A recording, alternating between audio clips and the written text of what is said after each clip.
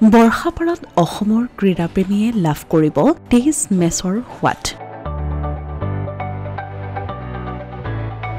এদিনীয়া আৰু টি20 নহয় বৰ্ষাপাৰাই লাভ কৰিলে টেষ্ট মেচৰ স্বীকৃতি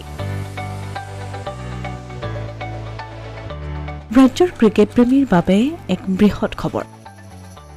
গুৱাহাটীৰ বৰ্ষাপাৰাত অৱস্থিত এছিএ ষ্টেডিয়ামে লাভ কৰিলে টেষ্ট মেচ আয়োজনৰ যোগ্যতা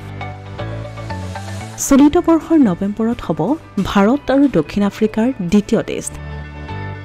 কেৱল সেয়াই নহয় অহা ছেপ্টেম্বৰ মাহত হ'ব লগা এদিনীয়া মহিলা বিশ্বকাপৰো মেচ হ'ব এছিএ ষ্টেডিয়ামত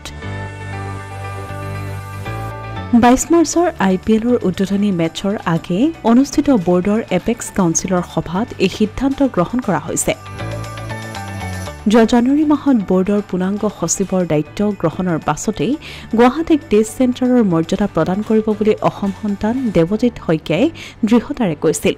অৱশেষত কথা দি কথা ৰাখিলে অসম সন্তানে এদিনীয়া আৰু টি20 আন্তঃৰাষ্ট্ৰীয় মেচৰ নিয়মিত কেন্দ্ৰৰূপে ইতিমধ্যে প্ৰতিষ্ঠিত এছিএ ষ্টেডিয়ামত এইবাৰ অসম প্ৰেমীয়ে লাভ কৰিব টেষ্ট মেচৰ সোৱাদ 22 মাৰ্চৰ সভাই লোৱা সিদ্ধান্ত অনুসৰি মহিলা এদিনীয়া বিশ্বকাপৰ উদ্বোধনী অনুষ্ঠানৰ লগতে উদ্বোধনী মেচ হ'ব বিশাখাপট্টনমত গ্ৰুপ লীগ পৰ্যায়ৰ ফাইনেল মেচ অনুষ্ঠিত হ'ব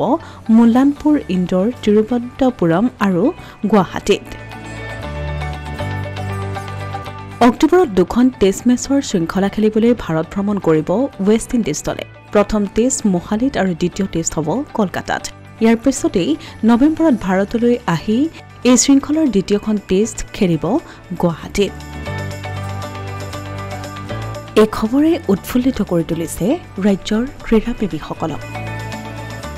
অসমীয়া প্ৰতিদিন ডিজিটেল ডেস্ক